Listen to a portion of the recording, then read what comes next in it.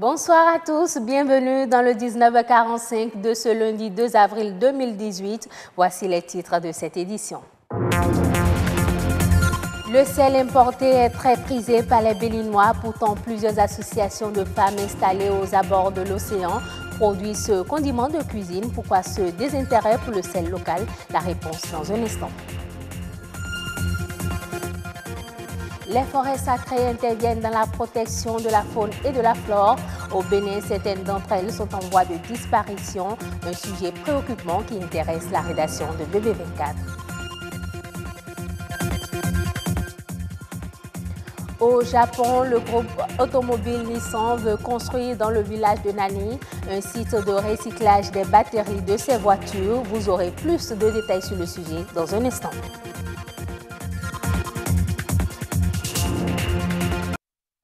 En cuisine comme à table, mais aussi pour les entreprises de l'alimentaire, le choix du sel est avant tout une question de goût. Au Bénin, le sel importé est très prisé par les ménages, les restaurants et même les hôtels. Résultat, le sel importé, généralement plus raffiné que le sel local, se retrouve beaucoup plus sur le marché. Dans le reportage qui va suivre, Marianne Assoumon et Jennifer Sativi nous en donnent les raisons.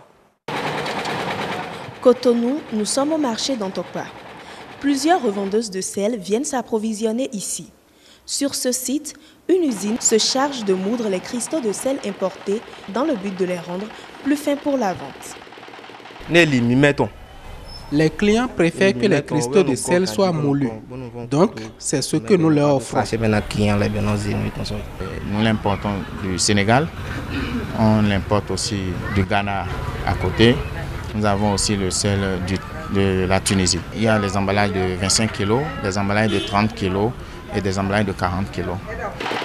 Malgré le coût relativement faible de l'activité, les meuniers font d'importants chiffres d'affaires. Cela s'explique par la forte demande du sel importé au détriment de celui produit au Bénin. Le sac de sel coûte 3 000 francs. Mais lorsqu'il est moulu, le tout revient à 3 300 francs.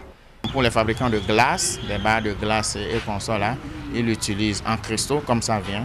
Et pour les fabricants de pain, on les moud, mais de façon un peu plus granulée. Par rapport à la consommation, on les fait selon la préférence de chaque zone.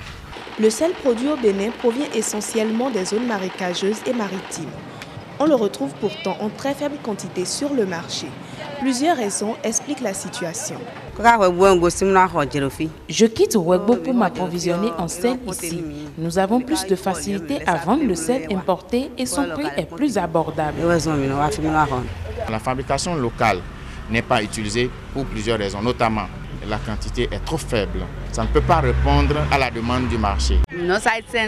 Le sel produit au Bénin coûte 500 francs, mais n'est pas aussi blanc que celui du Sénégal qui coûte 300 francs. Cela nous sera plus bénéfique si le sel local venait à être répandu comme celui importé.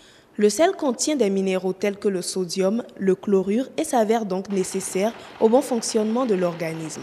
Néanmoins, sa consommation excessive peut générer d'autres maux comme l'hypertension artérielle et les maladies cardiovasculaires. L'Organisation mondiale de la santé recommande de ne pas consommer plus de 2 grammes de sel par jour. Le 21 mars dernier, le monde entier célébrait la Journée mondiale des forêts. Ces forêts jouent un rôle important dans les changements climatiques qui sévissent en notre siècle. L'Afrique compte particulièrement des forêts sacrées et au Bénin, on va progressivement à leur perte. Pourquoi cette régression?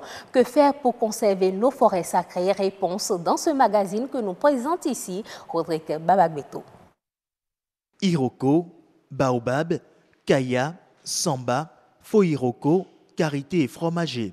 Quelques essences qui font la richesse des forêts béninoises. Milieu naturel où vivent une multitude d'espèces animales et végétales, les forêts du Bénin sont toujours en régression. Il y a une étude de la FAO en 2012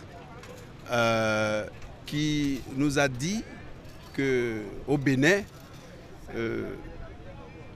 50 000 hectares de forêt, 50 000 hectares disparaissent chaque année.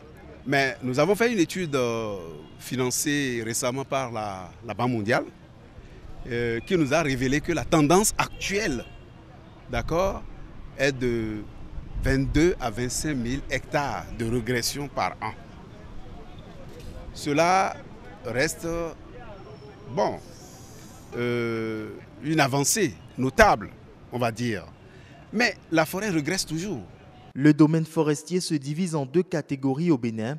On note les forêts classées qui bénéficient depuis la période coloniale d'actes de classement et les forêts protégées, au nombre desquelles celles dites sacrées. C'est une forêt qui naît suite à des événements qu'on ne veut pas expliquer.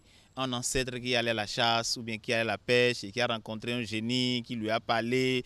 En tout cas, tout un discours que l'homme n'arrive pas à expliquer se range sur le CO de mystère. Suite à l'événement qu'il n'arrive pas à expliquer, il décide de mettre au respect ce lieu. Il le balise par tout un ensemble de pratiques pour sécuriser ce lieu afin de limiter l'accès, surtout l'accès et l'usage des ressources, histoire de mieux rester en contact avec le génie ou bien l'ancêtre avec lequel il avait communiqué. Et toutes ces pratiques, il essaie de créer un ensemble, un système de valeurs, un système de croyances qu'on essaie de transmettre de génération en génération par le vaudou qu'on connaît mieux aujourd'hui. Elles portent en leur sein des divinités, des espèces végétales et fauniques rares dans le monde, dont le singe à ventre rouge, vénéré dans certaines régions du pays, et même le lingué d'Afrique. Les chiffres du dernier recensement parlent de plus de 2900 forêts sacrées au Bénin, des espaces qui sont en danger aujourd'hui. Lorsque la population augmente et que sévit la pauvreté, les premières victimes, ce sont les forêts. Parce qu'on se rabat sur les forêts, on va chercher du bois, on va récolter des fruits, on va récolter des écorces, tout ça, pour vendre et avoir de l'argent.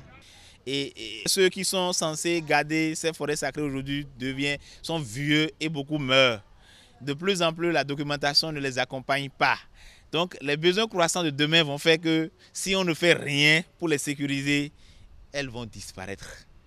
Quelques forêts sont déjà intégrées par le Programme des Nations Unies pour le développement dans le système des aires protégées, mais beaucoup d'efforts doivent être encore fournis. Il faut qu'on arrive à mettre le doigt sur ces communautés qui protègent les forêts là-même, de la valeur que ces forêts ont, non seulement pour elles, mais pour l'humanité entière. L'autre chose, comme je le disais, il faut qu'on travaille à documenter. Nos universitaires, quand ils finissent ces formations, on a peur parce qu'on a déjà montré aux gens que aller dans les forêts sacrées, c'est aller dans les vaudous. Quand on va dans les vaudous là, on devient ci, on devient ça, et on a peur même d'aller. Nous invitons les universitaires à se positionner sur ces forêts sacrées et à les documenter suffisamment. Les colons, en son temps, avaient fait un peu de travail. Aujourd'hui, il reste beaucoup de choses à faire. S'il est vrai que les forêts participent à la durabilité des villes et sont de véritables poumons verts, ils restent et demeurent un patrimoine à préserver pour les générations futures. La mode, un secteur qui requiert imagination et créativité. Le rythme effréné de la mode impose donc aux créateurs une inventivité inlassable. Comment se ressourcent-ils? Quelle alchimie unique fait naître leur création?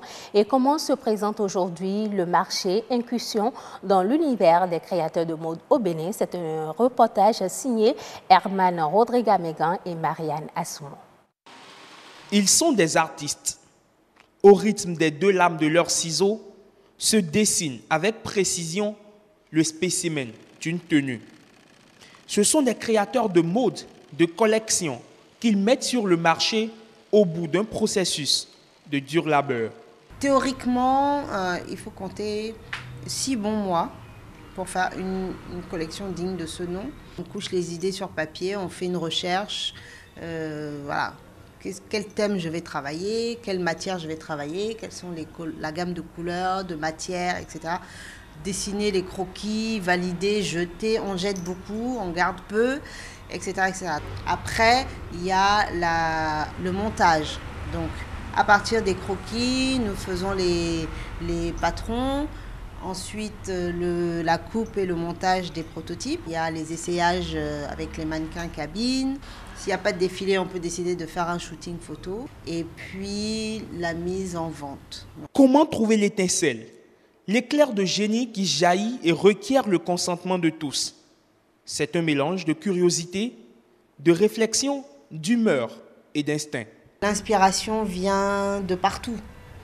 Elle vient du moment, elle vient de l'actualité, elle vient de ce qui se passe autour de nous, de nos humeurs, etc. Donc, l'inspiration vient de tout ce qui nous entoure. Un vrai créateur de mode ne cherche pas l'inspiration. C'est naturel. Moi, je crois à ce qu'on peut appeler don. Moi, je crois à cela. Je ne sais pas si j'en ai eu de toutes les façons. Je suis dans la mode et j'ai de la facilité à créer. Donc, un vrai créateur de mode naturel ne recherche pas l'inspiration. Il peut trouver l'inspiration partout, partout dans la nature, partout où il passe, il peut avoir de l'inspiration. Le secteur de la mode au Bénin connaît de plus en plus une ascension fulgurante. Même si le marché local reste très peu rentable, certains stylistes s'y accrochent tout de même, d'autres par contre se tournent vers l'extérieur. Tous ceux qui viennent de l'Afrique centrale, la plupart de l'Afrique centrale, viennent s'approvisionner au Bénin. Donc la plupart de notre clientèle se retrouve là-bas. Le Congo-Kinshasa, Congo-Brazzaville, le Gabon et tous ces pays de l'Afrique centrale s'approvisionnent au Bénin. Ensuite de ça, aujourd'hui, il y a un marché qui commence pas à s'installer progressivement. C'est la diaspora qui commence pas à commander directement au Bénin. À travers la mode, c'est toute une identité qui se révèle. Les grands noms de la mode béninoise l'ont compris. Dans leur atelier, ils s'efforcent d'innover et croient au rayonnement de la mode béninoise. Au Japon, le groupe Nissan a décidé d'implanter dans le village de Nami un site de recyclage des batteries de ses véhicules électriques Leaf. Plus de détails dans ce reportage. Nami, ville du nord-est du Japon, située à quelques kilomètres de la centrale de Fukushima, était il y a peu encore une zone interdite. La ville a inauguré cette semaine sa première usine de recyclage des batteries de ses voitures électriques. Ce bâtiment est l'initiative du groupe japonais Nissan qui a recruté à son actif 10 employés pour un début. L'objectif est d'attirer l'attention des étrangers et de nombreux visiteurs avec ce programme d'échange de batteries pour automobiles électriques présenté comme unique au monde, qui débutera en mai au Japon avant une possible expansion à l'international. Ainsi s'achève cette édition. Merci de votre fidélité. Retrouvez Estelle Pazou demain à 12h45.